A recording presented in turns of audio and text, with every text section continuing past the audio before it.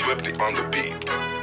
Ang sipag magtututulog, kaya pita ka puyat. Imbis magbanat ng buto, nagunat ng butong may kasamang ikab. Ganong katamad, sabay-abasa pa magaling, magabang na malalaglag. At nagtataka ka pa kapag sabay sa mawala ka na nakakapkap. Clap, clap, clap, ang hilig mo sa teka muna. Kaya imbis sa lapian nakuha mo muta. Punto ko sana makuha, na baka sa kakahiga mo ay diyan ka makuba. Anong mission mo sa lupa? Magpatigas ng batuta, paramihin ang populasyon. Ganyan ba talaga pag walang ambisyong mataas? Di nalulula, buti patupa, napapastol. Ego puro angas tol, halata nagpapanggap pagda sa labas ng door. Iba-ibang palabas, kaya madalas mag-mall.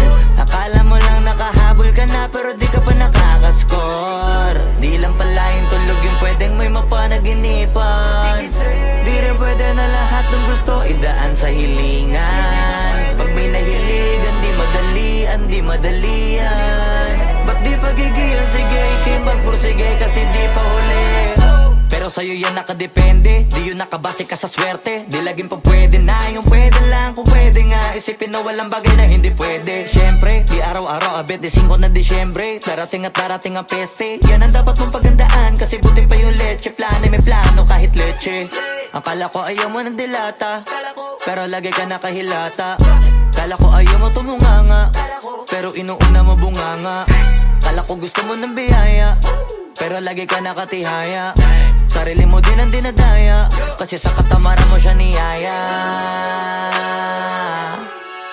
Dapat kasi di ka pumapayag,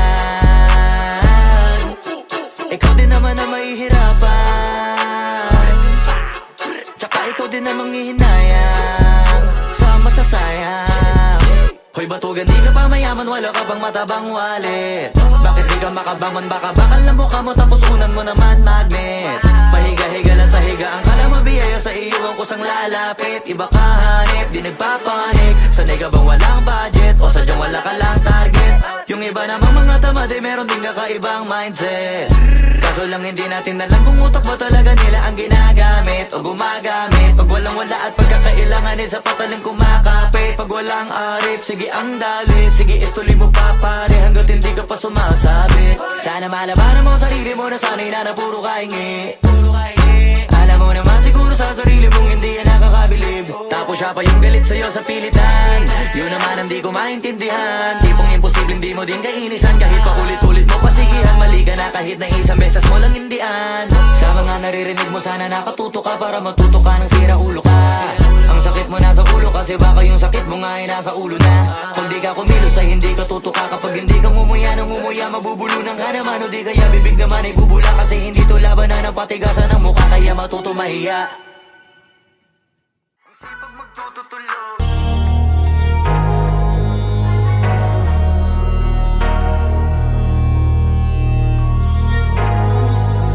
Di nyo na pwede masisigo ba't ganto? Ginaganapan ko lang na natural, tsaka inagapan ko na mautal. Nilawan sinugal, ginapang minahal. Katagalan natutunan ko rin tumagal, tsaka alam ko naman na inaabangan na. Sanang tabangan yung papakawalan para di naabangan. Kaso nga lang pala ba naman ang alabang kinalakihan na galingan ng galingan, kaya nakasanayan ko makabuo na madiin. Di ko na malayo na malayo na malayo na palayo. Narating patay ako ng pailing. Mga naniwala di ko pwede biguin, di ko pwede pakitaan na bitin. Mga tingan na kalang busugin ko pa din kahit kabisado na kalitiin. Alam ko na may mata na nagbabantay kung paano ako sasablay. Matyagang nag-aantay kung kailan ako tatamlay at lalaylay. Yung mga laway na makita ako na mahina, umay na manirang alay na manghila. Kasi nga walang pinakitang hindi pamatay. Na napasarap pag-rap, ang daming nagbago mula nung kilalanin ng tao. Daming nagtulak sa'kin, palaging maging ganado, palaging takado. Pag kumalaw, palaging planado. Daming pasabog, kailangan pag malawak ang sakop. Ikaw din ang talo sa laban, pag nabalot ng takot. Kung saan ka aabot, takutin lahat ng mahahakot. Yung dami ng pagod ay may sukli pag di ka madamot. At kung hindi ko tsinaga, baka nauwi na sa wala. Ganito pala to kalala, kita mo naman na napala. Paano ko hindi ko ginawa? Yung iba di makahalata, malaki na ang nakataya. Marami na pwede mawala, pwede na pwede pabaya. Hindi pwede puro mamaya, baka sa huli mapahiya. Totoo na parang himala lang siya mula sa iba ba tiningala. Matagal ko din na kinapakatagawa, di madapa yung kalidad. Di mo na kasi binabahan na marami pa nagdududa. Puro kilos ang inuuna, ngayon kita mo nabumunga. Tumutubo na, pakarami ko nakukuha, pero di pa rin nalulula. Tas sa ugali wala pa rin binago. Tao pa rin pag umaharap sa tao. iba-iba ko. Literal na may bago kong naabangan sa tuwing may ilalabas na bago. Yan ang ginawang pambawi sa nakikinig palagi, para mas lalo sila ganahan. Di yung mga bago ko hanapin, yung iba naman nabababawan, pero di na para atupagin. Di kasi nila maunawaan na yung bulsa ko pinapalalim. Kahit pa paano naman naganap ako paunti-unti, gumalaw ng pino, hindi maitatangging. Iba din na laking munti, pila may anting-anting sa galing malayo kunting na naging kambing sa dami ng hinahin na putahe. Pwedeng akalaing malaking kantin, yung iba nakahalata na sa pangalan at laka. Nagiging malala bigla, lalo pag pabaliktad na binasa.